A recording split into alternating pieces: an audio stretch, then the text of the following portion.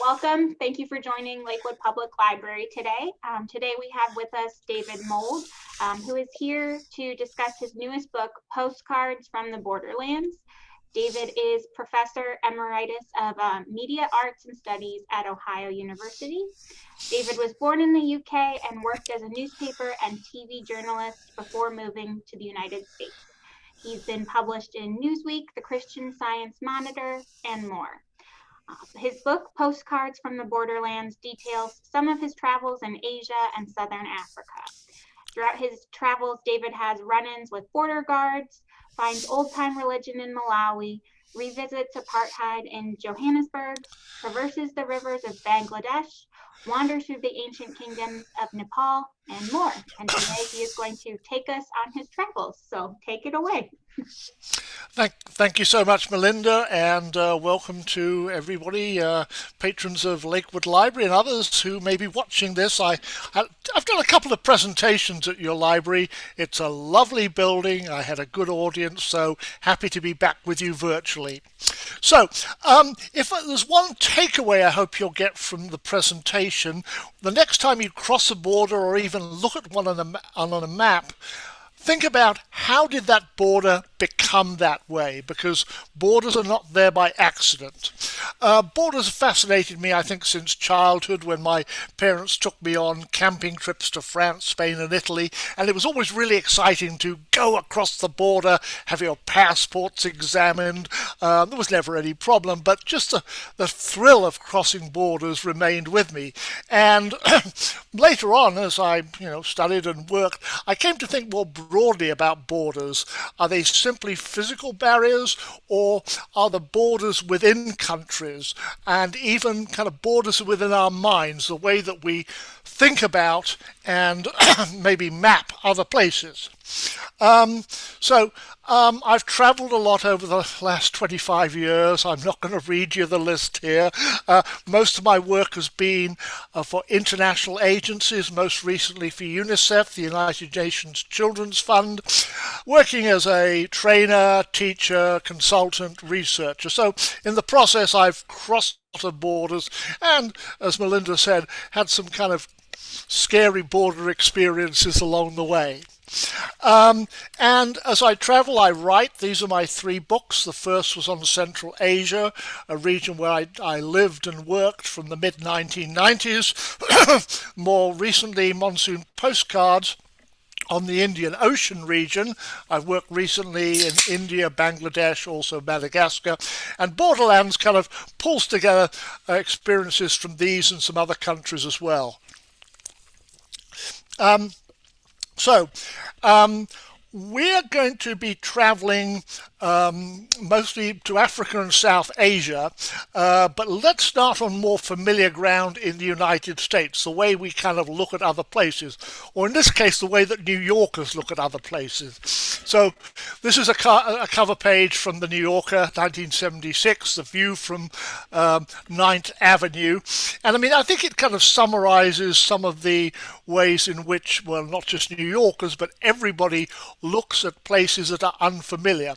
Your own community, your own city, your own state is most important, and you maybe imagine it to be larger than it is. There's a lot of research studies that have looked into this. And distant places, Ohio doesn't make it onto the New Yorker's map of the United States, and foreign countries, they are just dim and distant. This isn't anything new, and what I think we find here is that we do look at other places, other countries in different ways. The cartoon on the left is from the Philadelphia Inquirer, and it kind of pokes fun at some of the stereotypes we would have of the African continent. The one on the right, though, more current. This is one of a series of maps that have been produced that trace what happens when you type into Google, why is such and such a country so? And as you see, for most of the African continent, it's poor. There's a few riches, certainly some hots and some dangerouses as well. And again, it's sort of funny to look at, but I mean, I think it shows the way in which we in our minds, our mental maps, look at other parts of the world. So the takeaway from this is that we all construct borders in our minds, the way we look at other places based on who we are, our politics, our religion, our background, our ethnicity, where we live. I also think, though, that some of the real borders that exist don't make any more sense than these mental maps. When I was a history undergraduate, a couple of centuries ago it feels now, back in Britain, I had to keep track of the changing borders of Europe across 300, 400 years as wars were fought and territories were grabbed and treaties were signed and things like that. The map kept moving, very difficult to keep track of. But when I opened the atlas and I started looking at other countries around the world, particularly in Africa and Asia, I started raising the question, why are they the shape they are? Was this something natural, something organic? And particularly, why are the straight line borders? Those seem to make no sense at all. So we'll start in Africa here, and you can see all the straight line borders there. The reason that Africa was divided up the way that it was that colonial politicians sitting around conference tables in Europe, thousands of miles away in the 19th century, were dividing up a continent that they knew very little about. They were grabbing their own spheres of influence. And over the next half century, surveys and boundary commissions created borders, which then remained when these colonies became independent. And that's the important thing. Lovely quote from this rather stern-looking guy. This is Lord Salisbury, the British Prime Minister. And, he's not in Africa. He's sitting, comfortably in a conference room in London with his French counterparts, and they're trying to decide where the boundary between the British colony of Nigeria and the French colony of Niger is going to go. As he said, we're drawing these lines upon maps. We have no idea what we're drawing them through. Are the mountains there? Are the lakes? We have no idea. So the boundaries or the borders of African colonies took no account of topography. Occasionally they did. There was a river that formed a boundary, but often not. They took no account of where ethnic groups lived and their traditional lands.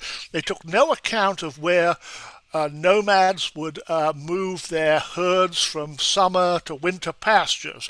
They were arbitrarily imposed on the continent by the colonial powers. There's a principle here in international law, and this is about as academic as I'm going to get today. Uti possidetis juris. I probably mangled the Latin there. But the principle here is that when a colony becomes independent, it retains the colonial borders it had before, or administrative borders. This originated in South America in the 19th century when the Spanish and the Portuguese empires were breaking up. And to avoid border disputes, it was simply easier, more practical to say, okay, this colony, you become Argentina. That colony, you're Colombia, you're Ecuador, you're Peru, in the case of the Portuguese, you're Brazil. So they retained the borders that the colonial power, Spain and Portugal, had created within the continent of South America. The other principle that can be followed, which is a lot messier, is that of self-determination, where when colonialism ends, people or their leaders, by some process, try to divide up the country based on some other principle rather than those colonial borders, usually based on ethnicity or based on religion. But look at what happened in Africa, or rather what didn't happen in Africa. The borders, on the left, the map shows the borders of colonial Africa. On the right, these are the borders that existed, came into being from the period about 1960 onwards. And there have been a few changes. The country of South Sudan was recently created. But in almost every case, the independent countries of Africa have retained their colonial borders, including all of those straight lines, mostly by the French. And it makes very, very little sense because most countries in Africa are multi-ethnic, and this is one of the reasons why there are so many there's so much. One of the reasons why there's conflict in Africa, as different ethnic and tribal groups, struggle to create their own little country or struggle for more autonomy within a country where the government is dominated by another ethnic group. So, this is absolutely the result of those borders drawn at those conference tables in London and Paris and Berlin in the 19th century and then retained for convenience's sake at independence. Okay, I'm going to look at what I consider to be the most maybe the most important and also the most tragic border story of all. And this was a division of British India, the British Imperial India. Its partition in 1947.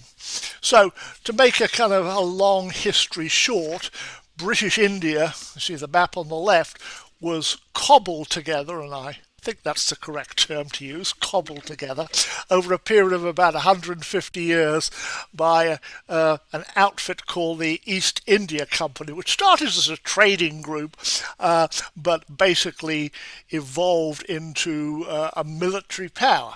So if you were a Maharaja, a prince in India in the 19th century, and he wanted to attack the neighbouring state or the neighbouring Maharaja, you'd go hire the East India Company's mercenaries, their sepoys, pay them a lot of money, accept British protection, and they'd go do your dirty work for you. So anyway, the East India Company was eventually reined in by the British government. But as we get into the 20th century, the Indian independence movement takes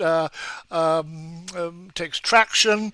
Mahatma Gandhi and other leaders emerge, and it becomes very clear by World War II that the British will no longer be able to hang on to India, both administratively and financially as well. It will have to become independent sometime after the war. So the question here is, how does it get divided up? The map on the right shows how India was at that time. The bits in yellow are British provinces, which are under direct British control. The bits in pink are princely states. These are ruled by Maharajas, and they had other titles as well. So the princely states were not technically ruled by the British. The British took care of defence and foreign policy. Their rulers had a lot of control over internal affairs, but effectively they were under British protection. So how do things get divided up? There are 8 major provinces, 5 smaller ones, and then 565 princely states. You can only see the larger ones on this particular map. So what's going to happen? I've circled Hyderabad here in the sort of the south central part of the subcontinent. I've worked quite a bit in Hyderabad and become quite interested in its history. And the ruler of Hyderabad, the Nizam of Hyderabad, as he was called, when independence was approaching, said, "Why can't my state, my princely state of Hyderabad, become a monarchy within the British Commonwealth? Okay, I've been the ruler, my family's been the ruler for hundreds of years. Why can't we just become a monarchy in the British Commonwealth?"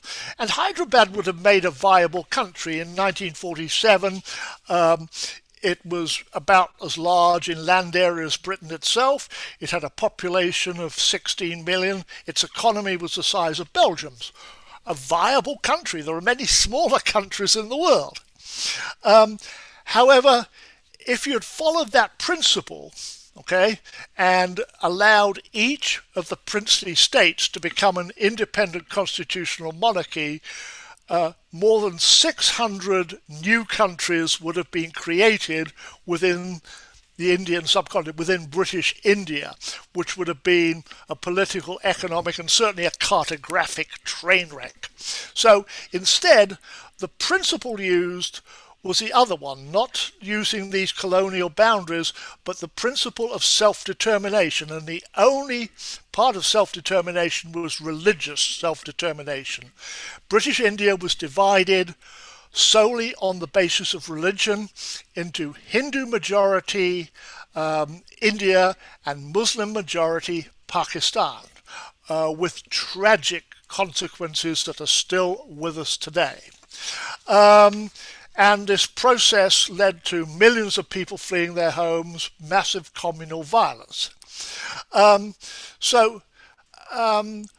is the guy who was given the task of drawing the boundary. Now, places, the real problem came in three provinces: Punjab, Jammu and Kashmir, and Bengal. Punjab and Jammu and Kashmir are in the northwest, Bengal in the east, which had, about the same numbers of Hindus and Muslims. Cyril Radcliffe, a lawyer with no experience in India, was sent out and told, get this job done and get it done quickly. We need to leave in 6 weeks. And so he had inaccurate census figures. He was not well prepared for this. When they drew the line, it went through the middle of villages in places, through the middle of houses. A lot of people found themselves in the wrong line. Hindus in Muslim country, Muslims in Hindu country, and tried to flee. We will never know how many people died in the violence. And Radcliffe went back to Britain. He was knighted, but he never went back to India because the line that he drew, and I don't blame him, particularly he was given an impossible task in a short amount of time. So look at what happened here, the creation of India and Pakistan. Mostly majority Muslim India, though India today has majority Hindu India, though India today has something like 200 million Muslims, a large Muslim minority, and Muslim majority Pakistan. And so West and East Pakistan separated by 1,400 miles of India. Does this make any sense geographically? No. But this is how the principle of religious determination was used.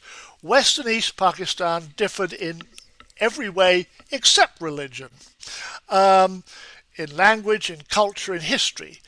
The population of East Pakistan, which was Bengal, part of Bengal before, had much more in common with their Hindu neighbours in Calcutta, in India, than with their rulers over in Karachi or Lahore or Islamabad. Everybody in East Pakistan spoke Bengali, the same language that Hindus spoke. They were much more united by language and culture and history. Bengal was the scene of the 19th century Bengal Renaissance, a wonderful flowering of literature and art. And the West Pakistan tried to impose its will politically and militarily on the East, collected taxes and didn't give much back. And so over a period of about 30 years, or 25 years, there was a simmering resistance movement which led in 1971 to a 9-month liberation war which led to independence for Bangladesh. The country made no sense in the first place, but the decision to use religion to divide up British India was the root of this problem. And it's kind of interesting. I spent quite a bit of time in Bangladesh. Last came back about a year ago, just when they were shutting down travel in Asia. And I mean, look at this border. Is this a crazy border? The Economist once described it as the world's craziest border, as it zigs in and out, almost completely surrounded by India. But this is the result of these lines that Radcliffe and his surveyors drew in 1947.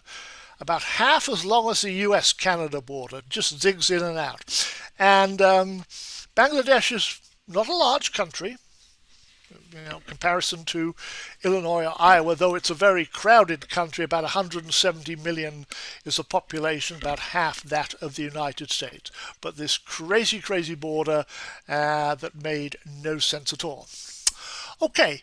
I'm going to finish now by confessing to my cartographic crimes, and if anybody watching this wants to report me to the Indian authorities, I suppose this is your right. Okay, I have knowingly violated the 1961 Criminal Law Amendment Act and also customs regulations by importing, using, and later, oh my God, I've been publishing incorrect maps of India.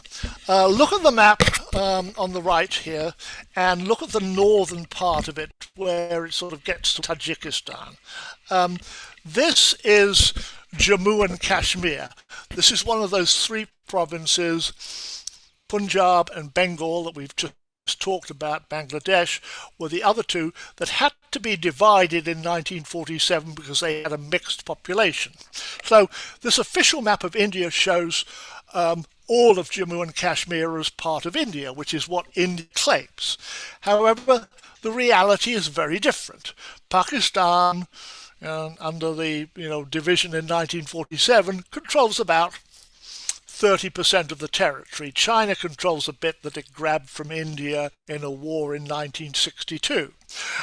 So this is the reality here, that about a third of Jammu and Kashmir is actually part of Pakistan, and there's a heavily militarized line of control. Pakistan and India have fought 3 wars over this region.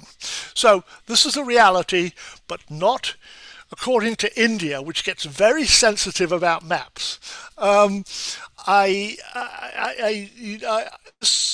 This is a kind of a bit of a dig at Google. I think Google can afford to take a dig from me. Because it wants to do or has to do business in every country, Google, shall we say, bows to the sensitivities of national governments. So, if you're in India and you're pulling up a Google map of Jammu and Kashmir, you'll see the map on the right, which shows all of the provinces being part of India. But if you're in Pakistan, you pull up Google Maps, you'll see this view on the left, which shows actually the border between India and Pakistan. This is, it's interesting why countries are so sensitive about maps. India, in fact, floated a law a couple of years ago that made it, the stuff that I've been doing, punishable with up to 7 years in jail and a fine up to $15 million. Now, they kind of didn't go forward with that law, but it kind of shows the sort of the paranoia that some countries have about their borders. So I think my takeaway from all this is that every country, or at least its government, its leaders, has its own idea of where its borders lie, and they usually encompass a much larger or a rather larger area than it actually controls, certainly more than represented on maps by other countries. So increasingly borders around the world are not only physical, marked on maps and delineated by borders, walls and fences, but what parties believe them to be. So, as I say, my takeaway from this, or the thing I hope you'll take away from it, is that next time you cross a border, or even look at one on a map, ask yourself, how did the border come to be that way? And actually, do the people on either side accept it to be that border? So, I'd like to thank you all very much, and thank Lakewood Library for hosting this presentation. Thank you so much. Thank you.